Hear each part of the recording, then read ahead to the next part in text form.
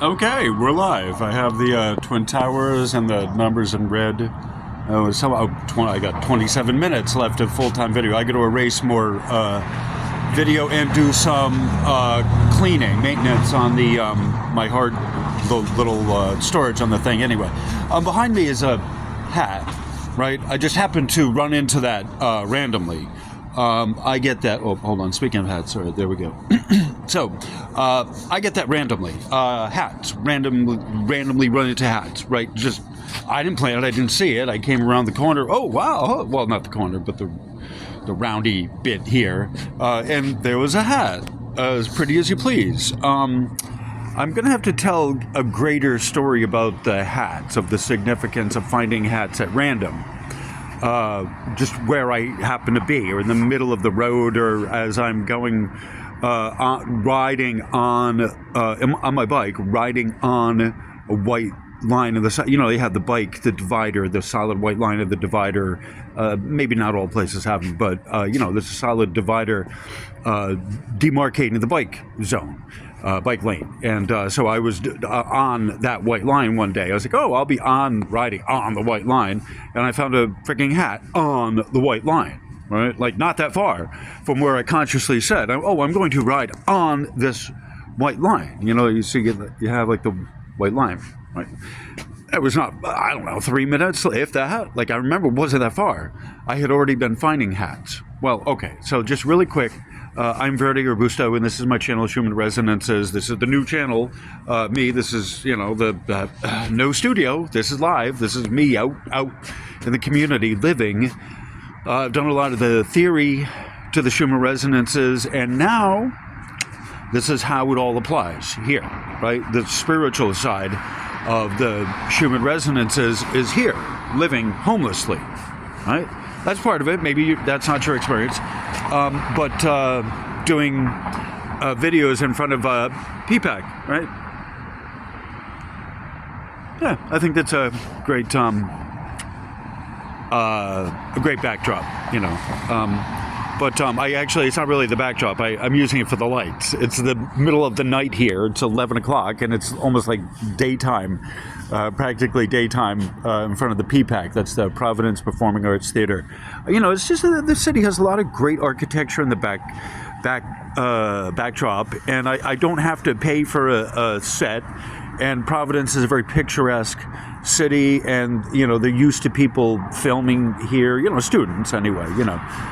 There is a local filmmaking community here, and I was briefly a part of that, and I have a script actually that I was working on that theoretically I'd like to see put into production. Anyway, but that's the future, and at this point I don't really have a future laid out other than figuring out the motorhome, before I get into the motorhome, which is pretty much more of the same, the hats, the story of the hats, right? So, back in, it was the early days of my sobriety, of not drinking, right? And I came to Providence having it was at the end of a significant drinking problem, a run of drinking, and I was trying to manage it, and I couldn't manage drinking. I just had to stop, and I knew I was going to have to at some point, or it was going to kill me. It wasn't killing me, unfortunately. I wasn't killing me fast enough, so all right, but it's killing my social life. It's killing everything. All right, so everything enough. This was at 2011, the end of in my friend CJ, like the demarcation, his tower in reverse card happened before mine. I had a few of them, but this last one is the biggest, I guess. The upside down tower card. His house burned down July 1st, right, of 2011. And I had gone up there to see him for the 4th of July, and he was not, oh man, it was just, his house had burned down. I got there while the fire trucks were still there and his house was still smoldering, So it took years for him to recover, and he never really fully did. But 2011, that marked we slept in his backyard, actually, in a shed. And so that marked that year, 2011. That was really the last year that I was drinking. I was trying to manage it. In September of that year, my birthday is October 1st. So in September of 2011, Mr. Scrappy, my friend and faithful companion, Mr. Scrappy Doo, the Basset Hound, my friend and faithful companion, my forever friend and faithful companion. Right. 48-pound Basset Hound. He was 16 and a half when he passed on. I had him for 15 and a half of those years. Friend and always with me. He followed me everywhere. So he passed on, and he was just my friend. Always. He's still my friend. He's still here with me, right? And just, you know, like, yeah, he was he's a pet, but he was also part of my heart, right? We went around everywhere. And maybe even places I shouldn't have been as well, you know, like, okay, but with him. And he just really was, I guess, my first love, you know. As humans that are fine and wonderful, but, you know, just he was always we've always had pets, but he was always my buddy. And everyone knew. And I had a billion names for him, no matter what we were doing. I always incorporated his name somewhere and somehow into something we were doing. Mr. Do, come on. I would call him Mr. Come on, Do, Mr. Do. And I remember calling him when he'd be out there in the backyard. It would be cold with snow, and he'd be kind of running. Or it would, especially more if it was a nice day out, and he'd be just kind of sniffing everything, lollygagging in the backyard. Come on, Do. Come on, buddy. Come on, Mr. Do. Come on, Scrappy. Come on, Do. Mr. Frickin' Do. Come on. And I'd be calling like an idiot for half an hour from the back. And finally, my partner, Rich, would be like, get Bacon. I'm like, what are you doing? Why you get a dog treat? Why are you even, what is wrong with you? And I'm like, no, he's going to come to me because I'm the alpha and blah, blah, blah, blah, blah. No, he didn't come to me because I'm the alpha. No, the alpha had to go in the backyard and pick his big fat ass up and bring him into the house. Yeah, 6 o'clock in the morning. Yeah, in my slippers. Yup. And Rich got a picture of the two of us. You know, like me, I'm freaking exasperated, picking his ass up, and then the Do is just happy, snickering under that floppy jowls of his. Freaking bastards. Anyway, so when Mr. Do had passed on, went into over the Rainbow Bridge, and went into spirit form, you know, he finally, you know, gave up the ghost, as it were, transitioned into spirit form, in one of those whistling cars. So he had, you know, like I saw him right the day before he passed on in 2011. And so that was the weekend, my birthday weekend. And so I was really sad. And at that point I was, firstly, I just started going back into the program for realsies in January. And so January of 2012, January is my sobriety date, my birthday, the new birthday. And so January 3rd was actually like the last drink I had, but that was the admission, that was a higher power, like just asking me, you know, just opening up my head and saying, have you ever had a drink safely? Like, no, the first drink wasn't one, the last, you know, wasn't one, the last drink wasn't one, and there was never one in the middle there. So at a certain point, yeah, you know, when you realize you're done fighting it, like, all right, and there's a lot of addictions. There's so many addictions. There's drinking, all kinds of chemicals, you know, meth is, you know, you have to match your brand of addiction. You know, it's the what they would call the fellowship, and that's the individuality, the personality of the program, the fellowship, as opposed to the principles of the program, which are universal and unconditional and kind of indiscriminate. They're the same for everyone, right? Whereas the fellowship, you have to find your people. You know, if you're a meth head, you got to find meth addicts or alcoholics who also were doing meth, you know, guilty as charged. And so you got to find your people. And so it's part of what the program and the fellowship work together, right? The program itself is small. It's the principles. It's you know, it's unconditional. It's universal. It's not personal. You need to conform yourself to it. whereas the fellowship is individual, and you got to find your people, and you got to identify with someone, at least one person, who has your brand of crazy, whatever you're obsessing over. Could be gambling, could be overeating, there's all kinds of shit. You maybe, antisocial behavior you're having, collecting too many animals, running a puppy mill. I don't know, whatever, but that's part of what the hats would give me the message and where to go and what to do, and so part of this is following the messages from the universe that it gives you. And in this case, losing, everything in the motorhome, I didn't follow the messages Matt had, my coworker had set down. However, I ran out of time, right? And the next option was another $1,000. And the next other option that was a running option was $1,000 more, right? And so granted, I paid, the $1,000, but it's like there wasn't an easy trade-off in the decision. I had to go with kind of the spur of the moment. And it didn't seem like at first blush the problem was as deep as it really was.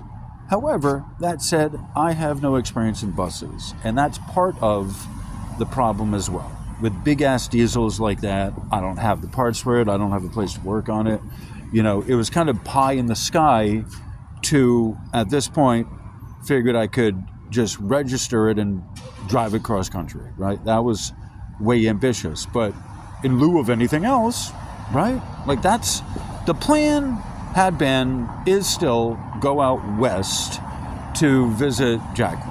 All right, so, first off, I want to thank, speaking of Jacqueline, Selena, Christina, and Sig for the donations. And thank you for helping keep me afloat. And thank you for the notes, the notes. And one of the things that Sig had said was about, I'll pause all the narrative and just say that go to the local churches. And in Providence, in this area, there is a PICA, Providence Interchurch Association, PICA, P-I-C-A, right? And they work with homeless people and people who are down and out, and I have worked with them.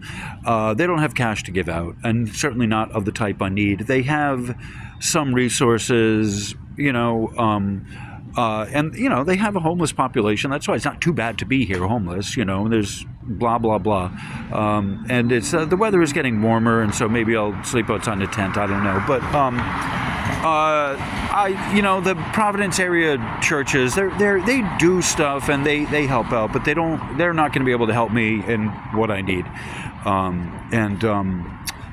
At this point, the donations I get are really kind of for food and coffee and good stuff. All right, so I'm at 13 minutes. I'm just checking my time. So after getting back to the story about the hats, and so after I had started work in the program, right, one of the first steps is that alcohol is, we admitted,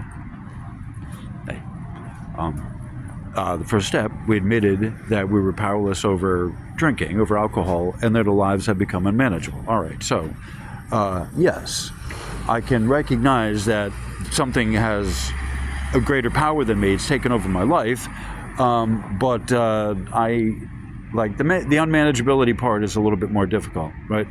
So, one of the things that I have to recognize is that, all right,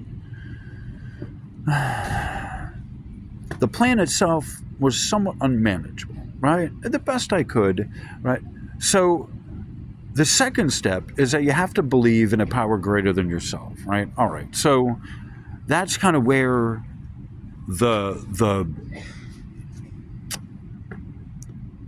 that's where the problem, I think, might come in, is that, okay, I believe in a power greater than myself. I believe electromagnetics are a power greater than myself. Okay. They're intelligent, but it's not so personal, right? And this is part of the discussion of God and all of this stuff of is God real? Does God exist? Right? And as a matter of fact, as a matter of course, yes, God does exist in the form of the electromagnetics, right? The impersonal, the unconditional. And yet, here we are with a fucking hat, right? That's not God. That is the spirit of my friend the Basset Hound who has moved on, right? And somewhere between the impersonal, God the impersonal, right, prime mover, not touching any of this, just throws out forces to work with out there, and then stands back and watches. And then on the stage, that's the theater, and somewhere, right, that's the theater, and somewhere on that theater, all the world's a stage, are first and foremost, the logos, the divine logos, the divine word of God. That is the in the beginning it was the Word, and the Word was with God, and that is the prime movement out into the world, is the ability to talk and to communicate intelligently with the word, with the mouth noises, in addition to thinking, logical thinking, that we can think independently of the group, right? And so these are the two poles of the Schumann resonances, is that you start out with the vertical electric channel, which is God incarnate of the impersonal. That's the power level, the impersonal, right? There are no feelings. The feelings come from the heart side of this, which are that's the wave, that's the magnetics, right? And so the impersonal is just small, but the personal is what occupies the larger, greater amount of creation that we see. And this is like, that's what tarot cards are. That's what rune stones are in theory. That's what the I Ching is, and all of those stones are, like the variations on everything. And it's part of what the wonderful aspect of life is, that God is not in the personal business like that. That is the domain of wisdom and discernment, and of the Holy Spirit, of, in amongst all the noise, you having wisdom coming from a source greater than yourself, and that is received in the heart center, right? And it's the heart that sends out the request, and it is the Holy, the Holy Spirit, the Logos, the comforter, the interpreter, the bringer of wisdom, of knowledge, of all of that stuff, of the extremely personal, of the me to you. And that being how all of this is powered. There isn't any ascension from the power level, right? That's not where it's coming from. Ascension is coming from the heart. You're not rising up in spirit through the impersonal. Like, you need to follow, if you're going through that route, you need to follow the principles. You need to adhere to the principles. It's not happening to you automatically, but the heartfelt side of it is the levitation of the group. If you are in with a naturally positive group where they all are acting in accordance and you're part of the action, whether or not you know consciously what's happening, like, that is the only automatic in the spiritual realm of the material, is you of your heart giving in, and from that working with the group as part of a group, and not thinking anything more, that you're greater than the work itself, right? Of giving your ego and yourself, the lower S, the smaller S, you're giving your ego and your lower self over to the project of feeding the homeless, or finding, someone a new motorhome or something, right? Just whatever, or helping someone get their motorhome out of hock or whatever, right? You being part of the group is what motivates. Like, that's like, it's not automatic because you are acting on it, but you're not thinking about it. as like in processing it in your head and trying to figure it all out for yourself individually. You're just believing and going along with the group that is doing good stuff, and you're giving in your intention, and you're giving in the good thoughts and fun times over to the over to the feelings of the group, right? And that's how like the magnetics of it work. The Schumann resonances aren't rising. They're not, resonances don't rise, but they are maintaining a level of love, the love energy. They're maintaining it. They're keeping it, the gravity of that at a low frequency. Yes, they're maintaining a low frequency, but it is a frequency of love at the most basicest level, right? The 7.8 hertz, you can't hear it, but it's resonating at that frequency, right? So it's important, and time's going to tick off in just a minute here. It's important for you to just remember that. That's how this all, ties in together. And there's a lot of information I just threw out. So donate, and I will, in the comments, and I will, but more for the Q&A, right? I will answer questions on this. Send me money, and I will answer questions on this video. Thank you. This has been a informational-tainment thing from the Schumann Resonances Verde. And so thank you all for being here. This is going to end just ever so shortly. Thank you. Much love. Namaste. Much love.